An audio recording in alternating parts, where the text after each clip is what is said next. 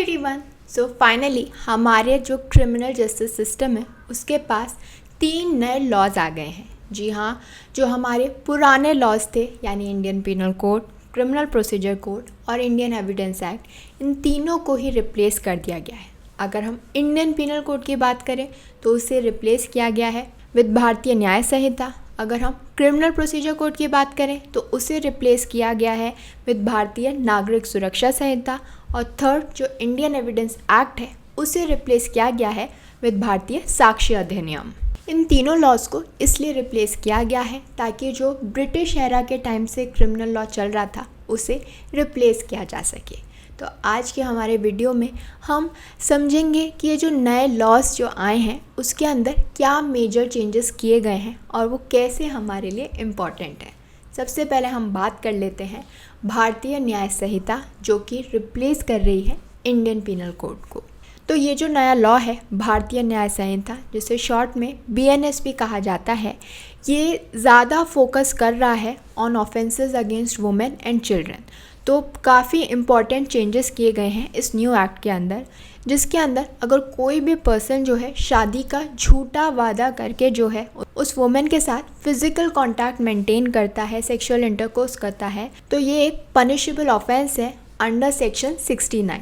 इसके अलावा पहली बार किसी लॉ के अंदर टेररिज्म और टेररिस्ट एक्ट को डिफाइन किया गया है और इसे एक स्पेसिफिक ऑफेंस माना गया है। इसके अलावा जो सबसे इम्पॉर्टेंट एडिशन इस नए लॉ के अंदर किया है वो है री इंट्रोडक्शन ऑफ सेडिशन लॉ। जी हाँ, पहले जो है सेडिशन लॉ हटा दिया गया था, लेकिन अब इसको वापस से जो है री इंट्रोड्यूस किया गया है इस नए एक्ट के अंदर अंडर सेक्शन 150 ऑफ द भारतीय न्याय संहिता। तो ये जो सेक्शन है ये एक बहुत ही जो है वाइड और ओपन डिस्क्रिप्शन देता है कि किन किन चीज़ों को माना जा सकता है कि वो सॉवरेनिटी के अगेंस्ट है, नेशन की इंटीग्रिटी के अगेंस्ट है। तो ये जो लॉ है ये काफ़ी वाइड है, ओपन एंडेड है और ये माना जा रहा है कि जो गवर्नमेंट है इसका मैक्सिमम मिसयूज़ कर सकती है। इसके अलावा जो और चेंजेस किए गए हैं वो किए गए हैं डेथ बाय नेग्लिजेंस के अंदर। जी हाँ, जो एक्सीडेंट के केसेस होते हैं या जो हिट एंड रन के केसेस होते हैं उनको इस लॉ के अंदर ज़्यादा इम्पोर्टेंस दी गई है अंडर सेक्शन 106। और जो पनिशमेंट है, जो सज़ा मिलती थी उसे भी बढ़ा दिया गया है। पहले जो सज़ा थी वो 2 साल थी, अब उसको बढ़ा के 5 साल की जेल कर दी गई है।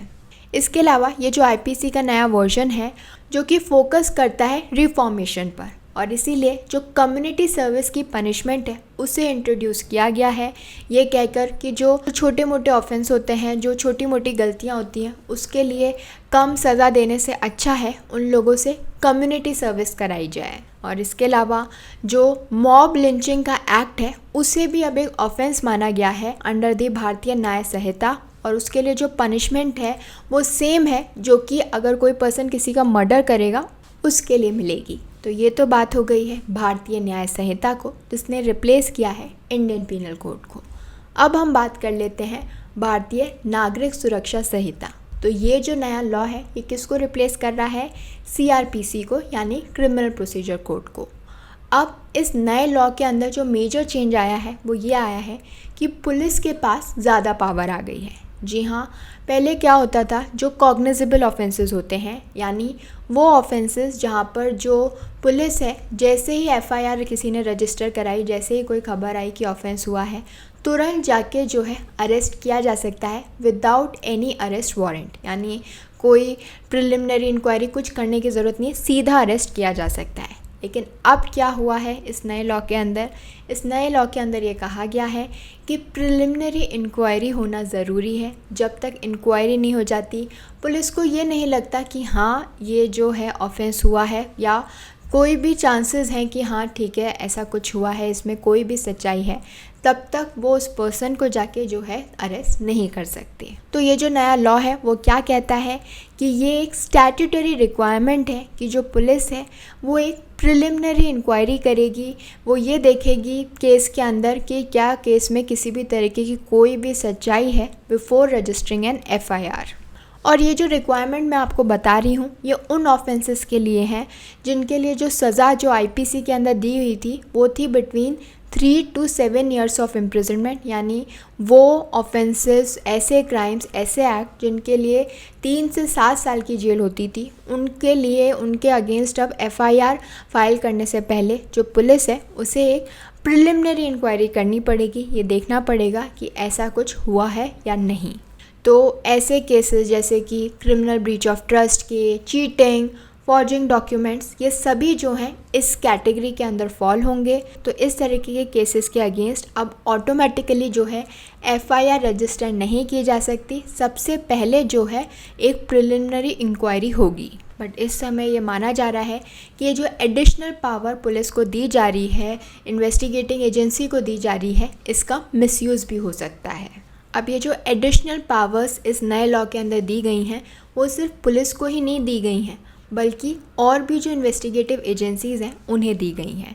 तो जो हमारा एनफोर्समेंट डायरेक्टरेट है, अब उसके पास पावर है कि वो अटैच कर सकता है प्रॉपर्टीज़ को। जी हाँ, जो नया BNS यानी भारतीय न्याय संहिता है, जहाँ पर काफ़ी सारी पावर्स इन्वेस्टिगेटिव एजेंसीज़ को दी गई हैं, तो उनमें से एक पावर ये भी दी गई है कि वो जो है प्रॉपर्टीज़ को अटैच कर सकता है। तो एनफोर्समेंट डायरेक्टरेट के पास, ED के पास अब ये पावर है।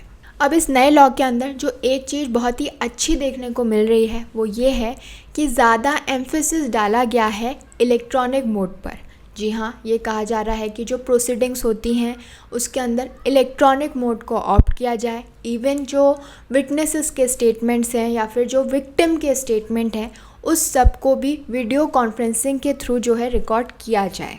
और एक और पावर जो कोर्ट के पास है, जो ट्रायल के दौरान की जा सकती है, वो ये है कि अगर किसी भी पर्सन जिसके अगेंस्ट जो है केस चल रहा है और उसे डिक्लेयर कर दिया गया है एज एन ऑब्सकॉन्डर कि वो भाग गया है, तो उसकी एब्सेंस के अंदर भी प्रोसीडिंग्स चलेंगी। जी, वो है या नहीं इससे फ़र्क नहीं पड़ता, वो प्रोसीडिंग्स जो हैं वो चलती रहेंगी। तो अभी तक हमने 2 नए लॉज की तो बात कर ली है। अब हम बात करते हैं हमारे तीसरे लॉ की, जो कि रिप्लेस कर रहा है इंडियन एविडेंस एक्ट को और जिसे नाम दिया गया है भारतीय साक्ष्य अधिनियम। तो ये जो पूरा लॉ है ये एविडेंसेस से डील करता है।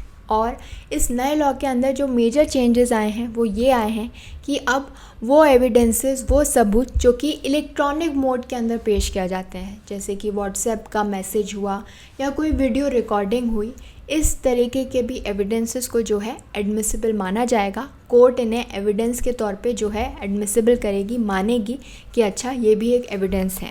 तो इलेक्ट्रॉनिक मोड पर जो है काफ़ी फोकस रखा गया है इन तीनों ही लॉज के अंदर। तो जो भारतीय साक्ष्य अधिनियम है, इसके अंदर भी जो कोर्ट है वो क्या करेगी, ऐसे एविडेंसेस जो कि डिजिटल हैं या फिर ओरल फॉर्म के एविडेंसेस हैं, उन्हें भी इंक्लूड किया जाएगा as admissible evidence during the court proceedings.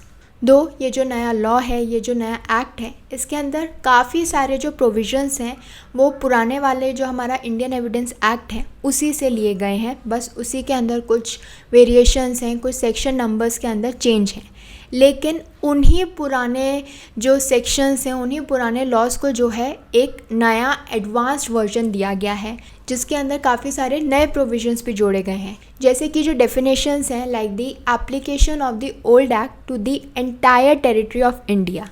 अब ये जो नया लॉ है, इसके अंदर जो वर्ड इंडिया है उसे हटा दिया गया है, उसे ओमिट कर दिया गया है। इसके अलावा ये जो नया लॉ है ये प्रोमिनेंस देता है, बढ़ावा देता है डिजिटल को और ऐसे एविडेंसेस जो कि डिजिटल फॉर्म के अंदर हैं उनको, कि उन्हें भी जो है कोर्ट के अंदर एडमिट किया जाएगा। या फिर ऐसे एविडेंसेस जो कि कंट्री के बाहर के हैं, यानी बाहर किसी के साथ कॉन्वर्जेशन हुई है, इलेक्ट्रॉनिक मोड का जो भी चीज़ें हैं, भले वो आउट ऑफ इंडिया के हैं, तब भी उन्हें कोर्ट के अंदर एडमिसिबल माना जाएगा।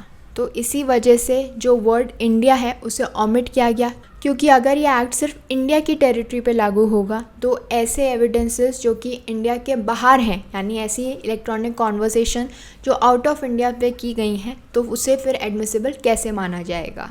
इसके अलावा जो डॉक्यूमेंट की डेफिनेशन है उसको भी काफ़ी ब्रॉड एस्पेक्ट लिया गया है, ब्रॉडली इंटरप्रेट किया गया है, क्योंकि अब इसके अंदर क्या क्या इंक्लूडेड होगा, इलेक्ट्रॉनिकली रिकॉर्डेड एविडेंसेस भी इंक्लूडेड होंगे। तो वो एविडेंसेस जो कि कंप्यूटर सिस्टम के थ्रू, स्मार्टफोन्स के थ्रू या और भी कोई डिजिटल डिवाइस है उसके थ्रू रिकॉर्ड किए गए हैं, वो सब डॉक्यूमेंट की डेफिनेशन के अंदर शामिल होंगे। इसके अलावा जो रिकॉर्डिंग ऑफ एविडेंस हम मानते थे उसके अंदर अब क्या क्या शामिल होगा, ऑडियो रिकॉर्डिंग्स, वीडियो रिकॉर्डिंग्स और कोई भी और तरीके की रिकॉर्डिंग हुई है वो सब इसके अंदर शामिल होगी। तो ये जो नया एक्ट है इसने काफ़ी जो स्कोप है पुराने एविडेंस एक्ट का, जो पुराना लॉ था उसका स्कोप काफ़ी बढ़ा दिया गया है, क्योंकि अब ये उन स्टेटमेंट्स को भी इंक्लूड करेगा जो कि इलेक्ट्रॉनिकली या डिजिटली दी गई है, और इस तरीके के स्टेटमेंट्स को क्लासिफाई किया जाएगा एज डॉक्यूमेंट्री एविडेंस।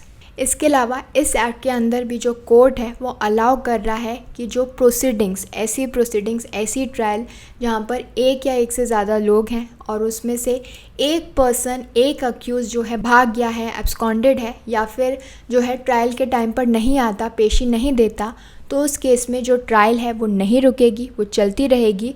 तो एब्सेंशिया के अंदर जो है प्रोसीडिंग्स चलेगी और ये माना जाएगा कि ये एक जॉइंट ट्रायल है फॉर द न्यू एक्ट। इसके अलावा ये जो एक्ट है ये रिकग्नाइज़ करता है ओरल एडमिशंस को, या फिर कोई भी एविडेंस जो कि कोई स्किल्ड एक्सपर्ट दे रहा है, वहाँ से कोई डॉक्यूमेंट आ रहा है, कोई फाइनेंशियल डॉक्यूमेंट आ रहा है, तो ये एक्ट जो है इस तरीके के सारे एविडेंसेस को जो है रिकग्नाइज़ करता है।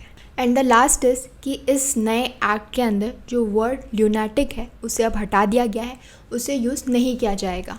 उसके अगेंस्ट में क्या यूज़ किया जाएगा, a person of unsound mind.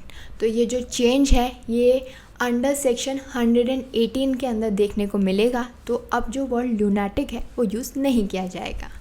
तो ये कुछ चेंजेस हैं जो कि आए हैं इन नए 3 लॉज के अंदर। तो 80 to 90% जो है लॉ सेम है, सेक्शंस का डिफरेंस है, सेक्शन नंबर्स का डिफरेंस है, और कुछ ये नई चीज़ें जो हैं ऐड की गई हैं जो कि मैंने आपके साथ डिस्कस की थी। I hope this information was helpful to all of you. Thank you for watching this video. Don't forget to follow Nyay and do join us again for more of India's Laws Explained.